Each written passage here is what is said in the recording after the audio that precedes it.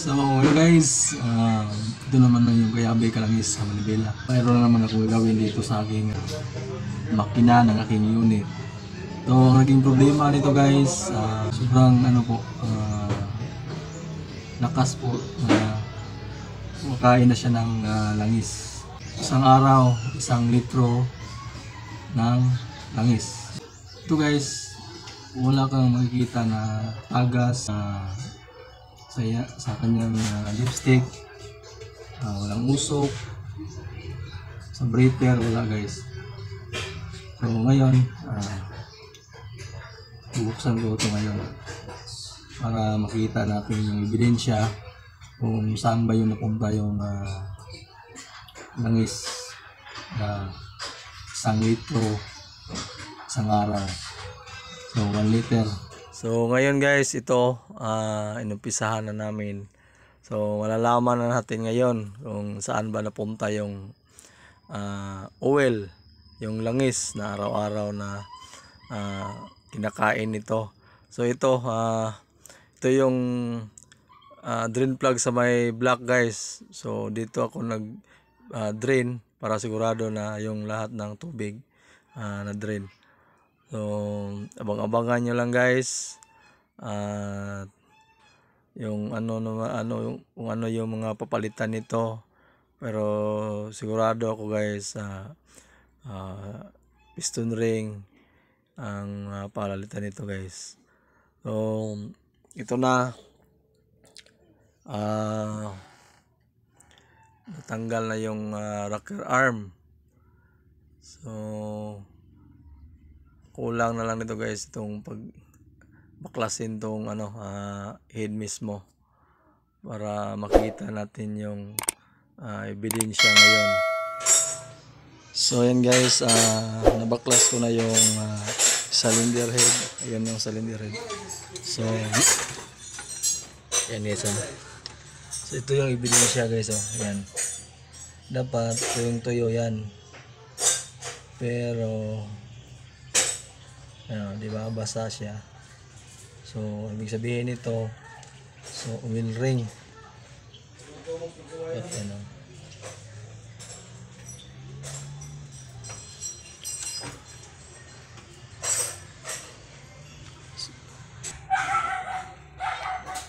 So oil ring ang bumigay nito guys, kasi yung wala naman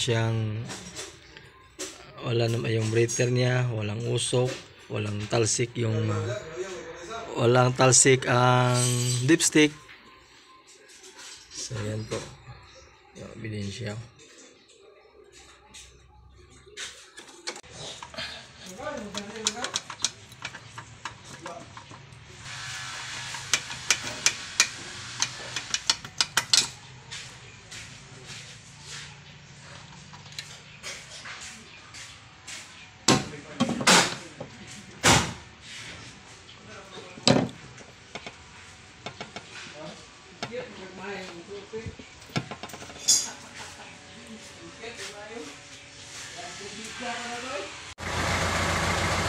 So ito guys, tanggalin ko ito ngayon yung mga ring.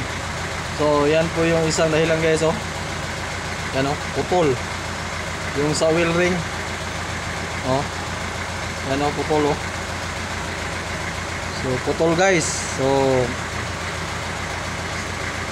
wheel ring pala yung naging problema nito.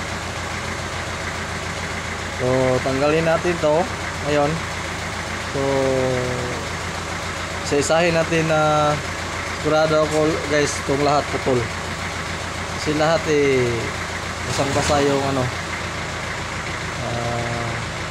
liner.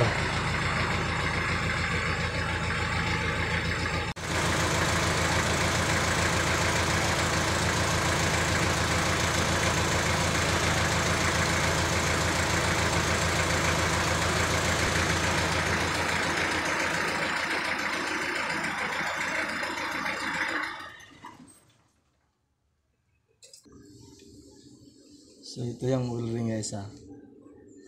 Diba putol guys, putol. Kasi dito naman yung dugtungan niya, di ba? Dito yun, dito ka nagdugtong. So, walang problema sa dugtungan niya guys. Dito siya naputol. Di ba? So, okay pa sana yung mga clearance nito. Kaso, putol lang to. Ito yung putol. Naputol talaga siya kasi dito naman yung dugtungan, di ba? Yan.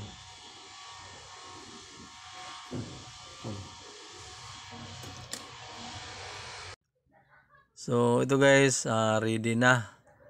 So, ikakabit ko na to mamaya. So, madali lang to guys, yung pinalitan ko nito. So, hindi ko napakita sa buong video. Kasi may mga video naman ako na dukot. So, kung paano ko siya ginawa, kung paano ko binawasan yung mga piston ring. So, ano yung binigay ko na clearance. So, itong 4R5 guys, ang clearance nito sa ring gap clearance is 8. So, 0.008. So, ilagay ko na lang yung link sa description sa dukot guys. Paano magdukot. So, ito, shout out na lang sa mga kasama ko dito guys. So, yan po, may maginagawa rin sila dito. Itong unit na to. So, ito guys, pinalitan ko na lang po ito ng connecting rod bearing. So, yung connecting rod bearing nito, ayan o, 0.50 na guys. Yung connecting rod bearing. So, ito po yung luma niyang connecting rod bearing guys. So, yan po obvious siya, kaya pinalitan ko na lang. So, ang susunod dito, ito, ayun. Ito, nakakabit na tong mga piston ring. Piston ring. Bago na yan guys. Binigay ko na clearance ito is 0.008. Bulingit tignaw mo. Bulingit tignaw. So ito na, ginami-gami guys. So pero ngayon tatapusin ko talaga to. So pasensya na, hindi ko na nabitin kayo sa video na to, hindi ko napakita step by step.